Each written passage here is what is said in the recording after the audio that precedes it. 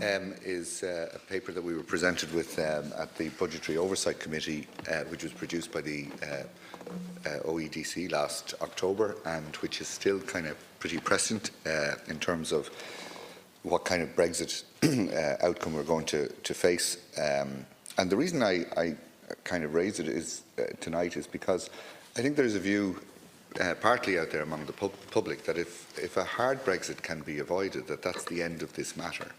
And clearly some of the points made in the OEDC paper, or ODCE paper, clearly points out that what they have tried to predict is, the occurrences and the outfall of a worst-case scenario. But that all that's going to happen if there isn't a worst-case Brexit is that the negative impact will be lessened. And they're not diluting at all the fact that there's going to be a negative impact right across a whole range of areas in Ireland, and a lot of them I know have been rehearsed over the last 2 days in the debate here, and will be rehearsed again. But I think that's one point that needs to come out of this preparation of emergency legislation, that there is a view that if the UK doesn't fall off the edge of a cliff, that somehow we're all off the hook, and we're very far from it. In terms of businesses, it's been repeatedly said on this side of the House that businesses are so ill-prepared in terms of what lies ahead of them, whether it's a hard or a soft Brexit. The paper, and it's worth quoting just some short bits of it, provides estimates of the potential effects on exports, imports, production, factor demand and GDP Ireland in the event of an exit of the United Kingdom from the EU. And they do set out that owing to the high uncertainty regarding the final agreement between the negotiating parties, the choice has been made to assume a worst-case scenario, where trade relations between the UK and the EU are governed by WTO rules and most favoured nation rules. And so in doing so, it provides something close to an upper bound estimate of the negative economic consequences and impact. And also, it takes into account some of the potential for some firms to relocate to Ireland, so that there would be some kind of upbeat in that sense.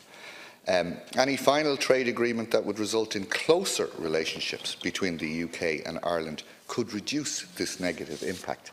And that's the line I think that we need to emphasise.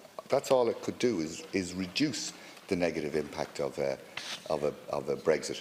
It certainly won't obviate it. It goes into all the ways in which Ireland is exposed as an open economy to shocks, and curiously and interestingly lists Brexit as just one potential shock, that could be waiting out there on the horizon for Ireland. And in that sense, they say that a key task for Irish policymakers is to prepare for potential external disruptions that could transmit to the domestic economy, and at present, clearly the most discernible one of those is Brexit. Some of the, I suppose, most important points have been reinforced from time to time here in terms of the fact that the Irish and UK economies are very closely and highly integrated, that the UK remains Ireland's closest trading partner, and other points that the UK is a major source of intermediate goods for Irish firms. Again, all of these points are reinforcing the first central point I want to make tonight, that like with any separation or divorce, the actual act of separation, much of what follows that is clearly contingent on the act of separation, the act of divorce, and how that split occurs, how it takes place. But that is not the end of the process. It's only the beginning of the process, and I think we need to try and convey that to Irish people, that on the 29th of March, whatever decision is made there, whether it's to extend and to increase time for the UK's consideration of what they intend to do, or whether a decision is made then, it is only the beginning of another process. And that leads me on to the second point, I suppose, that I want to consider. A point that's quite lost in the last number of months, but that we are going to face in the next few months, whether it's at the end of March or into the summer. And that's in relation just to our two islands. Because I think it is worth reflecting, or trying to reflect, on life beyond a soft or a hard Brexit, or whatever kind of a Brexit that we're going to face, and the manner on which our two peoples have been impacted by the effect and the decision in relation to Brexit over the last 2 years. In Ireland, we've had a united approach. It's been mentioned earlier at party political level, at public level, and at parliamentary level. Our country has adopted a parliamentary approach that has facilitated a strong negotiating hand on the part of a minority government. The Irish people understand that Brexit isn't in our interests and broadly support the stance of the government and has been faithful, reasonably faithful to them in this regard, and as manifested by a recent opinion poll which suggested that so important is the Brexit issue to our future and its resolution that 75% of the public believe that there ought not to be a general election at this time. I think Parliament too, Cathaoirleach, has behaved in a generally consensual manner by and large, and my own political party hasn't taken advantage of government unpopularity to precipitate an election, placing instead the stability of our politics at the centre of our approach at a time of national peril. Across the EU, we see now that there are actually 15 minority administrations in power. So stability is paramount, and the stability we have provided in my party at a time of national need has facilitated a government that is 20 seats short of a majority in this House in doing its work. It's an approach that deserves substantially greater appreciation, I think, from a minority government led by a party that, even in the midst of all of this maelstrom, continues to prepare for a general election on the same day as the European and local elections, if the media is to be believed. And then we contrast this with our neighbours, including those neighbours on this island. A Parliament in Westminster that's almost in daily convulsion, and two of the largest principal political parties who are in a state of constant political convulsion. Northern Ireland without an administration for 2 years. A Scotland which supported Remain, a Northern Ireland that supported Remain, but a Unionist party that supported Leave, propping up a Tory party in government. And regardless of the outcome of the Brexit process, and perhaps there is a little glimmer of light now in terms of the political momentum gathering to prevent a no-deal Brexit, this political instability does not end the morning after any clear outcome or indication of direction on Brexit from the British Parliament or government. England is divided by a thread in terms of Remain and Leave, and there's no reason to see why that might change in the near future. English nationalism has raised its head and found a voice that will not simply be stilled.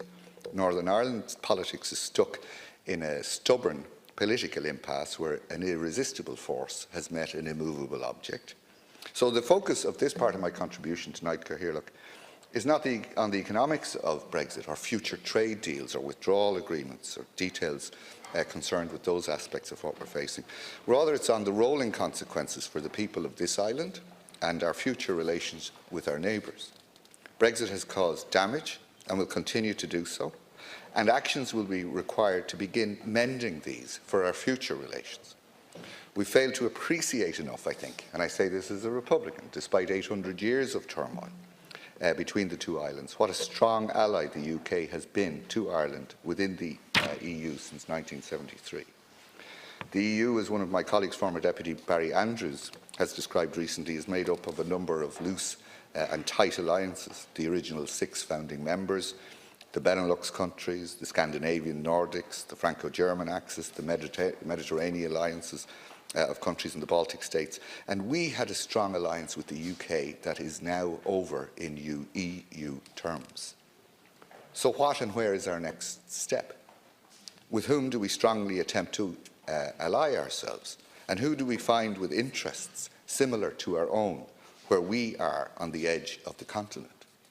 I think of the future East-West relationships between Dublin and London and between the two islands. There is now an island physically between us and the continent. Our land bridge to the continent is changing inexorably.